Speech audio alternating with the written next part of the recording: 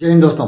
अपने YouTube channel और इस शॉर्ट वीडियो के माध्यम से मैं आपके बीच अपडेट आ रहा हूं और आशा करता हूं कि आप अपने यथास्थान पर सकुशल होंगे। जिसमें आज की जो बड़ी अपडेट है उसमें केंद्रीय सरकारी कर्मचारियों और श्रमिकों का परिसंघ नई दिल्ली ने 23 जनवरी 2026 को हड़ताल का नोटिस दिया है, जिसकी कॉपी उन्होंने मंत्रिमंडल सचिवालय, भारत सरकार, राष्ट्रपति भवन नई दिल्ली को भी दिया है। जिसमें 8वें सीपीसी के संदर्भ की शर्तों में संशोधन, 50% महंगाई भत्ता, मंदी को विलय करना, वेतन पेंशन का 20% अंतरिम राहत के रूप में शामिल करना और अन्य मांगे परिसंघ ने हड़ताल का नोटिस दिया है। जिसमें जो वृद्धि वेतन और पेंशन में 20% अंतरिम राहत आईआर के रूप में 1/1/2026 से विलय करना और अन्य मांगे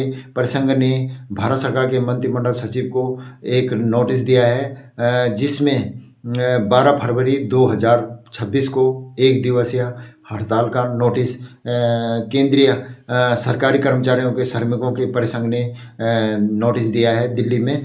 जिसमें सदस्य 12 फरवरी एक दिवसीय हड़ताल का नोटिस दिया है। जिसमें जो एसबी यादव है महासचिव, उन्होंने मांग पत्र 10 बिंदुओं पर मांग पत्र का 1 और 12 बिंदुओं पर मांग पत्र भाग खा इसमें कर्मचारियों पेंशनभोगियों के वेतनमानों के संशोधन और अन्य मुद्दों को परिसंघ कर्मचारी पक्ष ने राष्ट्रीय न्यायिक समिति और दिए गए सुझावों विचारों को शामिल करके 8वें सीपीसी के संदर्भ में शर्तों को संशोधन करने के लिए कहा है। 50% महंगाई भत्ता किस्त के मूल पेंशन में मिला दें, वेतन पेंशन का 20% अंतिम राहत आईआर को 1/1/2026 से प्रदान करें। एनपीएस यूपीएस को समाप्त करके सभी कर्मचारियों के लिए ओपीएस जो ओल्ड पेंशन स्कीम है उसको लागू करने के लिए मांग पत्र दिया है।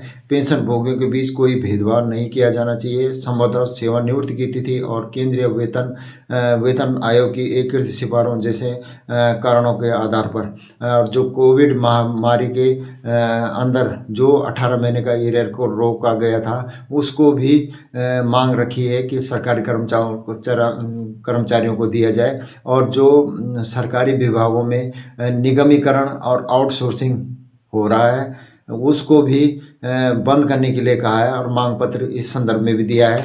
और जो चारों श्रम संहिताओं को रद्द करने के लिए भी कहा है। आउटसोर्सिंग जैसे किसी भी रूप में काम अनौपचारिकरण नहीं होना चाहिए और समान वेतन समान के लिए भी कहा है। बाकी धन्यवाद।